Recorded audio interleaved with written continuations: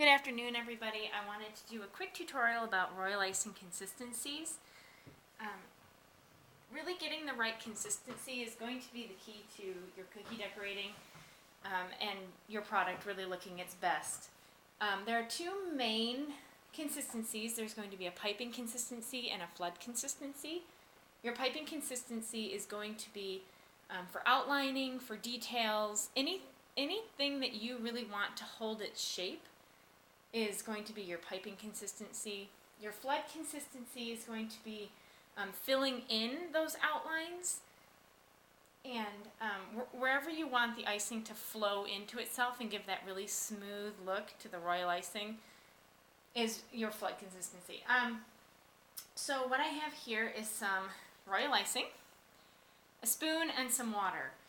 Typically, before you thin out your icing to the right consistency, you're going to want to have dyed it first. I'm just going to keep mine white, but there is another video on my blog that is going to show you how to dye your icing if you don't know how to do that. So right now, I thinned this out before I started the video to the piping consistency, and I just want to show you what that's going to look like. So if you notice, the icing gives soft peaks and holds its shape a little bit, but if you shake the container at all, it's going to want to come back into itself. You don't want it so that when you pipe you have a bunch of, every time you pull the bag up you have this, like the Hershey Kiss look where it kind of gives that lifted pointy look. You want it to kind of go back down on itself a little bit, but you still want it to hold its shape.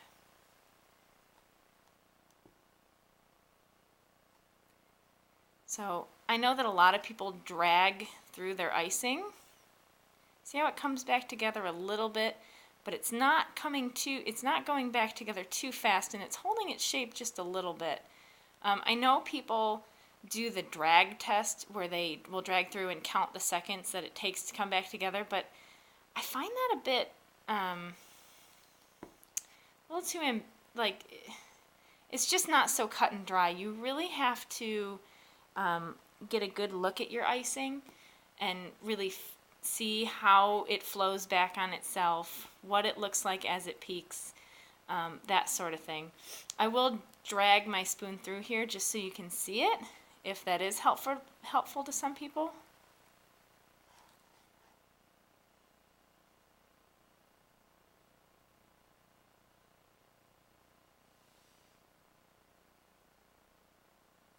And it's kind of starting to come back together here.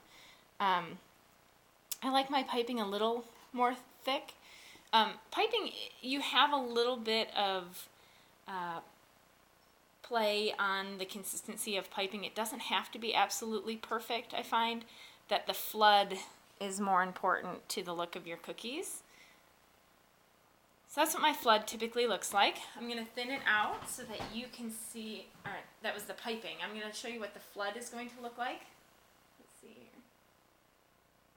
So you're just going to add a little bit of water at a time. Easier to keep adding just a little bit of water than it is to add confectioner sugar. If your icing is too thin, you can add confectioner sugar, but you have to be careful because that will cause clumps in your royal icing. And if you're using a small tip, it will tend to clog your tips, which will drive you just a little bit crazy here. So we're almost there. I'm going to thin it out and then I'll show you guys here.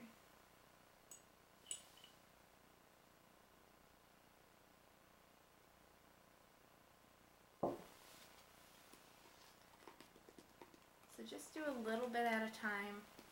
It's easier to keep thinning than it is to thicken it up.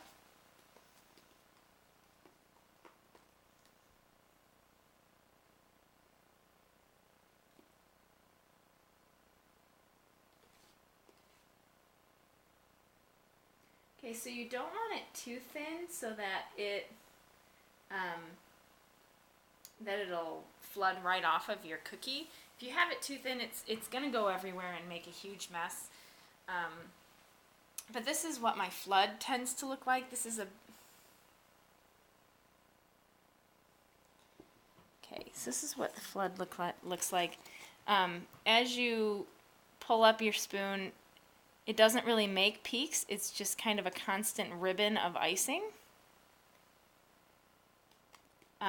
If you drag your spoon through, it'll kind of start to come back together almost immediately.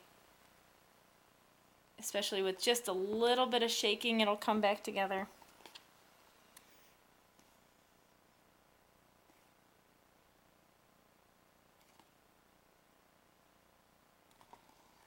I found that recently I've been pulling my spoon up and watching it as it falls into the bowl. Helps me to see the right consistency. If it's not thin enough, you'll notice that there will be a bunch of breaks in the icing. Here there's more of a constant ribbon into the bowl of icing. And that's really what you're looking for here. You want your icing to flow together to give that smooth look. So that is going to be your flood. You're going to really need more flood than piping. So what you would do is, like I said at the beginning, you're going to want to tint it. You're going to want to thin it out to the piping consistency. Fill your bag as high as you want it, or as much piping as you think you'll use, and then thin the same cup of icing out into your flood so that it is the exact same color and you don't have to go through the trouble of color matching.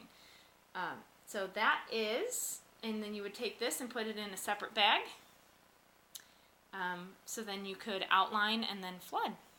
So, and I'll have different tutorials on how to actually decorate the cookies with these two types of icings. So I hope you've enjoyed this tutorial.